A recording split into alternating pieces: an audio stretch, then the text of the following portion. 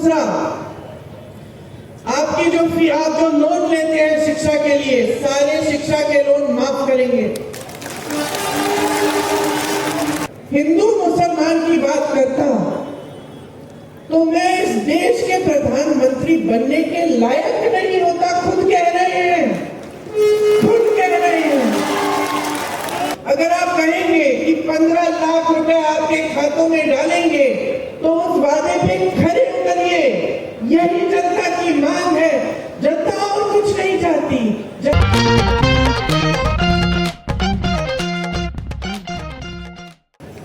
आजकल सिर्फ सत्ता को किस तरह से हासिल करना है, किस तरह से बटोर के रखना है।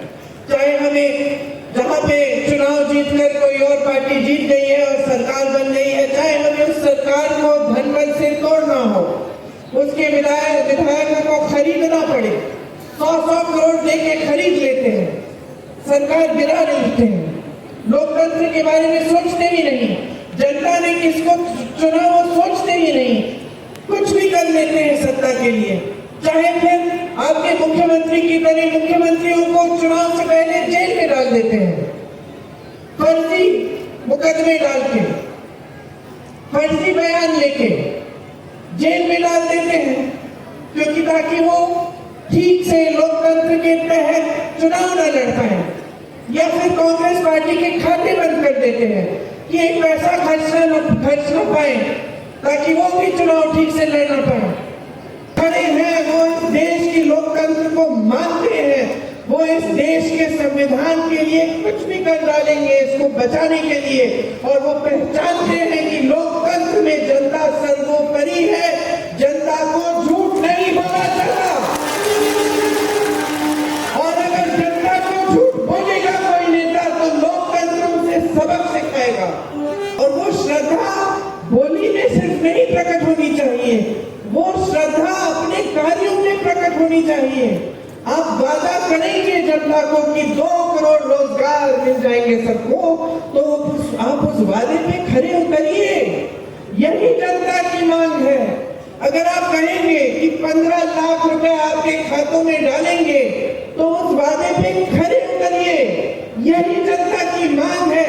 जनता और कुछ नहीं चाहती।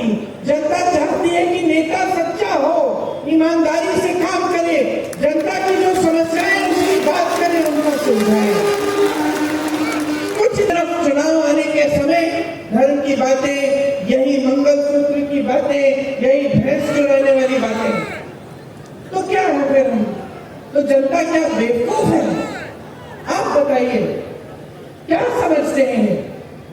आप नौजवान हैं, वोट डालने जाएंगे, सुन रही हैं ध्यान से मेरी बातें, आप बताइए आपको क्या चाहिए? आपको चाहिए एक राजनीतिक पार्टी और एक नेता जो आपकी गहराइयों को समझे, जो लोकतंत्र का आदर करे और जो दिन रात आपके लिए काम करे, आपकी समस्याओं को हल करने के लिए। यही चाहिए ना। लाखों किसान दिन रात उनकी यही मांग थी कि हमारी सुनवाई हो जाए। मोदी जी, जो 3 कानून आप लाए हैं हमें नहीं चाहिए, ये हमें बर्बाद कर देंगे, आपके खरबपति मित्रों को आगे बढ़ाएंगे, हमें बर्बाद कर देंगे, ये कानून नहीं चाहिए। मोदी जी क्या अपने घर से निकले उनसे बात करने के लिए? सुनवाई हुई उनकी, 600 किसान शहीद हो गए, 6 किसानों को जीप के नीचे कुचल दिया इनके मंत्री के बेटे ने। मोदी जी ने एक लफ्ज नहीं कहा, पलक नहीं झपकाई। यही है हमारे देश के प्रधानमंत्री।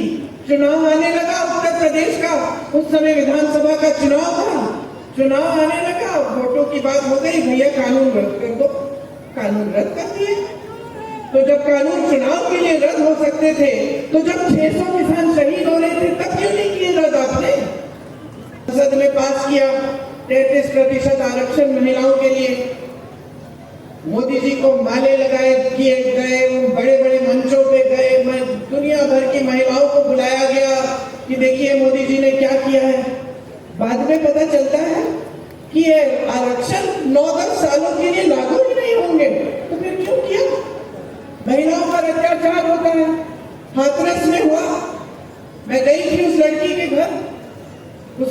जलाई गई, उसके माँ बाप देख भी नहीं पाए उसे। आप सोचिए, मेरी भी बच्ची है 20 साल की, आपकी बच्चियां होंगी, कि इस पर ये परिस्थिति आ गई है कि सरकार प्रशासन मदद कर रहा है अत्याचारियों की, और एक माँ अपनी बेटी की शक्ल भी न देख पाए चिता के जलने से पहले। उन्नाव में वही हुआ, एक लड़की को जला दिया गया। सरकार ने, प्रशासन ने किसका तरफ लिया?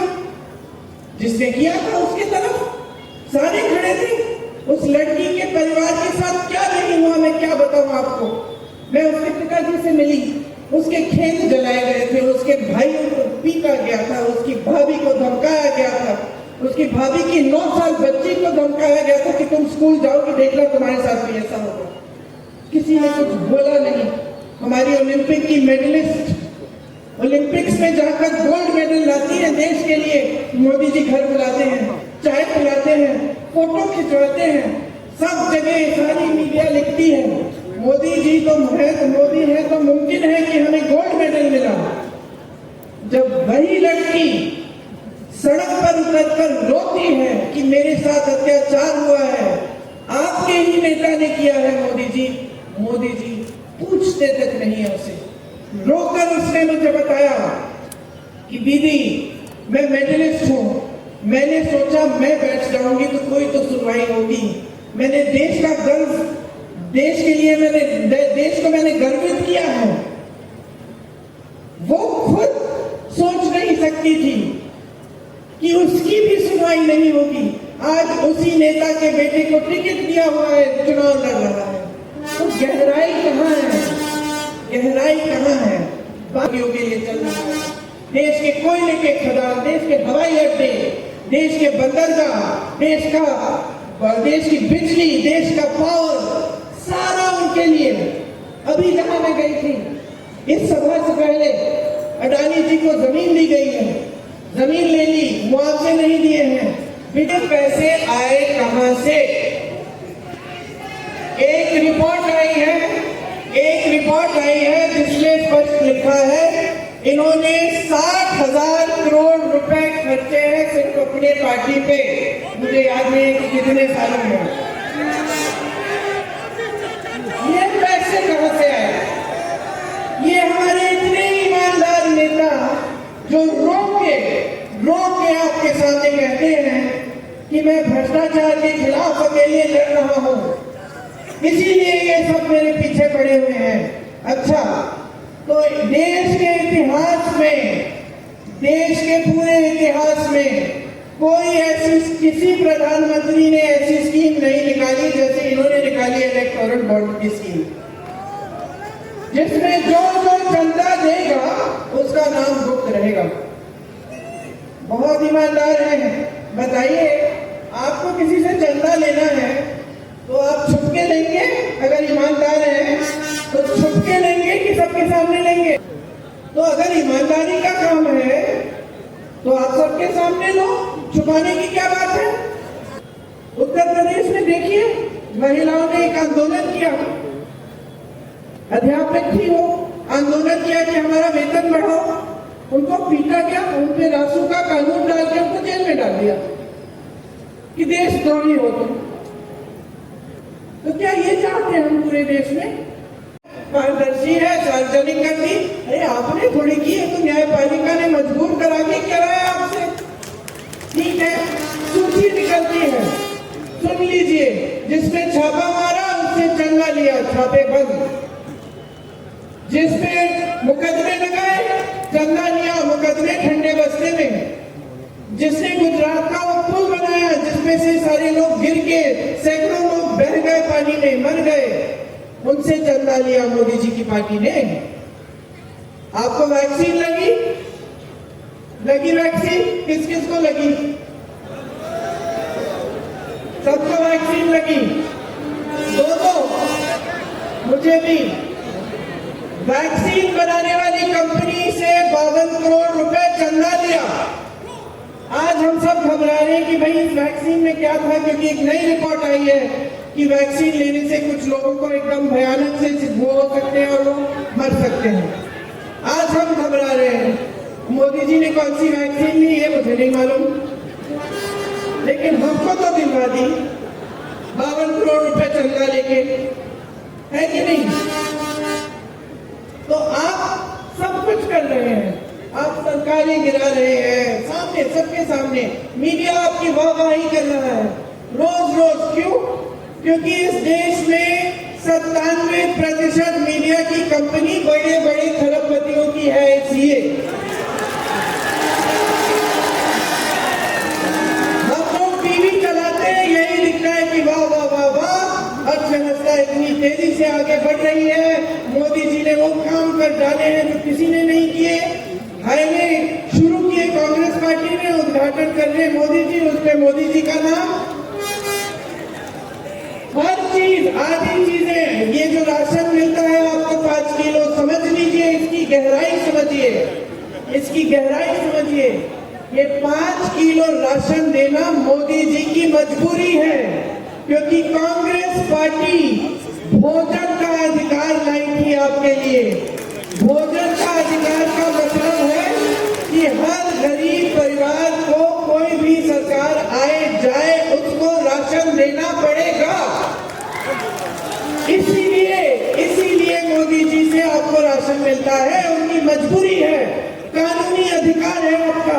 अपनी फोटो चेपी, ये मीडिया वालों ने कह दिया कि ये तो मास्टर स्ट्रोक है मोदी जी का, सबसे बड़ी मोदी जी की स्कीम है, लो देखो, और हम सब मान गए। इस देश की सच्चाई ये है कि बड़े बड़े खरबपति, वो भी सारे नहीं 22, आगे बढ़ते चले जा रहे हैं, और इस देश का गरीब, इस देश का मिडिल क्लास, इस देश का अधिकारी, इस देश का किसान, इस देश का मजदूर, इस देश का जवान पीछे होता जा रहा है, गरीब होता जा रहा है।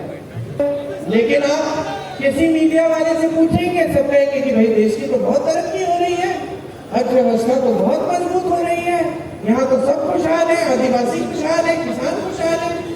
लेकिन ये सच्चाई नहीं है। सच्चाई आप जी रहे हो तो जाग जाओ। आपकी जागरूकता ही इस लोकतंत्र को बचा सकती है, आपकी जागरूकता ही इस संविधान को बचा सकती है। और आज इस देश में सबसे बड़ा आक्रमण आपकी जागरूकता पे है। मैं आपको ये नहीं कहने आई हूं कि वोट दो, मैं ये कहने आई हूं कि जागरूक बनो। अगर आज मैं आपको कांग्रेस पार्टी की गारंटी गिना दूंगी, मैं बता दूंगी, और मैं आपको ये भी कह सकती हूँ कि कांग्रेस पार्टी ने क्या नहीं किया इस देश में। IIM, ITI, इसरो, DRDO, अपना आपका HEC, कुछ भी ले लीजिए, कहीं भी देखिए, बड़े बड़े हाईवे सब कांग्रेस पार्टी ने किए, सब बनाए। इन्होंने कितने IIT बनाए, कितने IIM बनाए, कितने बनाए, जो कितने एम्स बनाए? तो मैं आपको अभी गिनाऊंगी हमारी गारंटी क्या है। मैं आपको इसका प्रमाण भी देती हूँ कि ये हमारी गारंटी है, और हमने इन प्रदेशों में इनको लागू किया है। राजस्थान में 25 लाख का हमने हेल्थ इंश्योरेंस दिया, स्वास्थ्य बीमा 25 लाख तक सबका इलाज मुफ्त था। पता करिए सच बोल रही है कि नहीं, फोन लगाइए किसी को राजस्थान में, पता करिए ये सच है कि वहां पे जो कांग्रेस की सरकार थी उन्होंने ऐसा किया। कर्नाटका में महिलाओं के खाते में 2000 रुपए हर महीने जा रहे हैं। फोन करके पता करिए, कर्नाटका में कोई साथी है, पता करिए क्या ये प्रियंका गांधी जो बोल के गई है वो सच है कि नहीं है। जब पता चलेगा कि हाँ ये वाकई सच है तो अपना वोट दीजिए। हमारी गारंटी ये है, सुन लीजिए, नौजवानों के लिए जो स्नातक पास नौजवान हैं उनके लिए जो पहली नौकरी है बड़े बड़े सरकारी कारोबारों में, वो मिलेगी 1 लाख रुपए सालाना बनेंगे। आप अपना हुनर बनाओगे, हुनर बनाने के बाद पहली नौकरी मिलेगी, हुनर बनाओगे, उसके बाद स्थायी नौकरी मिलेगी। तो ये जो पहले साल की जो सालाना 1 लाख रुपए आप बनाओगे उस पहली नौकरी का, वो गारंटी है। दूसरा, आपकी जो फी, आप जो लोन लेते हैं शिक्षा के लिए, सारे शिक्षा के लोन माफ करेंगे। पेपर लीक होते हैं, परेशान हैं आप इस समस्या से, पेपर लीक के लिए हम सख्त से सख्त कानून लाएंगे। ताकि कोई भी इसमें घोटाला करने की कोशिश करे या पेपर लीक करे, उस पर सख्त कार्रवाई होगी। मोदी जी के देश में, मोदी जी के भारत में 30 लाख पद खाली हैं आज, उनकी सरकार ने रखे हैं। आप बेरोजगार हो, पद खाली पड़ा है आपके लिए, लेकिन दिया नहीं है आपको। ये है मोदी जी का विकास। हम कह रहे हैं कि ये 30 लाख पद हम भरेंगे जैसे ही हमारी सरकार बनेगी। किसानों के लिए हम कह रहे हैं कि जितने भी खेती के सामान हैं उन पे जीएसटी हटा देंगे ताकि वो सस्ते हो जाएं। आपका कानूनी अधिकार बनेगा कि आपको न्यूनतम समर्थन मूल्य मिलना ही पड़ेगा। जैसे भोजन के अधिकार में आपको मिलता है, उस तरह से किसानों के लिए न्यूनतम समर्थन मूल्य आपका कानूनी अधिकार बनेगा। आपकी कर्ज माफी के लिए एक स्थायी आयोग बनेगा ताकि जब जब आप संकट में हैं, कर्ज के लिए आपको मदद चाहिए, आप उस आयोग में जाके ले पाएंगे। बहनों, आपके लिए हर गरीब परिवार की सबसे बड़ी महिला के खाते में 8,500 रुपए हर महीने सरकार डालेगी। 1 लाख रुपए सालाना हर गरीब परिवार में सरकार दिलवाएगी। जो आशा बहुएं हैं, जो आंगनबाड़ी की बहनें हैं, मिड डे मील की बहनें हैं, आपके लिए जो आपके मानदेय हैं वो दुगने किए जाएंगे। सारे सरकारी पद जो हैं उनमें 50% महिलाओं को दिए जाएंगे। पहले के आरक्षणों के तहत हम आरक्षण का कैप हटा देंगे और हम जाति जनगणना करेंगे देश में, सिर्फ ये जानने के लिए कि कौन कितने लोग हैं और किस तरह से की सुविधाएं किसकी जरूरतें हैं। आज मजदूरों का शोषण होता है। कोई भी ठेकेदार आपको कितनी भी मजदूरी दे दे, कोई पूछने वाला नहीं है। हम कानून बनाएंगे, 400 रुपए प्रतिदिन से कम मजदूरी कोई नहीं दे पाएगा। हम गांव में मनरेगा लाए थे, गांव में हमने ये 100 दिन का पक्का रोजगार हमने तय किया था, कानून बनाया था। इसी तरह से हम शहर में भी यही कानून लाएंगे, शहरी मनरेगा बनाएंगे और गांव के मनरेगा को मजबूत करेंगे। काम दे रहे हैं कि हम काम कर रहे हैं, देखिए, कभी अपना वोट डालिए। हम आपके लिए, इस देश के लिए एक ऐसी राजनीति वापस लाना चाहते हैं जो आपके प्रति जवाबदेह हो। तानाशाही से किसी का भला नहीं होता। आपको कल आंदोलन करना है, आवाज उठानी है, सवाल उठाना है, वो स्वतंत्रता आपको लोकतंत्र और संविधान ने दी है। इंडिया गठबंधन को जिताइए, कांग्रेस पार्टी के प्रत्याशी को जिताइए,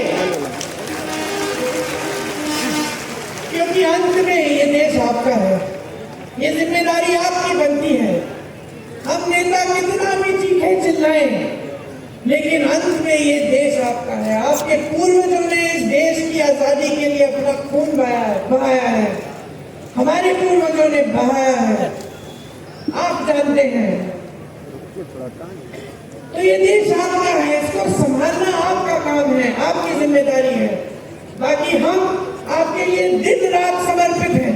हम इस देश के लिए, इस देश के संविधान को बचाने के लिए समर्पित हैं। आंच नहीं आने देंगे, चाहे मोदी जी हो चाहे कोई भी आए, लेकिन हम इस देश के संविधान पर आंच नहीं आने देंगे। इस देश को, लोकतंत्र को हम दुर्बल नहीं होने देंगे। यही सब बातें आपसे कहनी थी, आप सबने बहुत ध्यान से सुनी। मैं आपकी बहुत बहुत आभारी हूँ। मुझे बहुत खुशी है, कि हमारी जो प्रत्याशी है एक महिला है और 27 साल की है और नौजवान महिला है। और ये देख के मुझे हमेशा गर्व होता है जब मेरी एक बहन खड़ी हो जाती है और संविधान के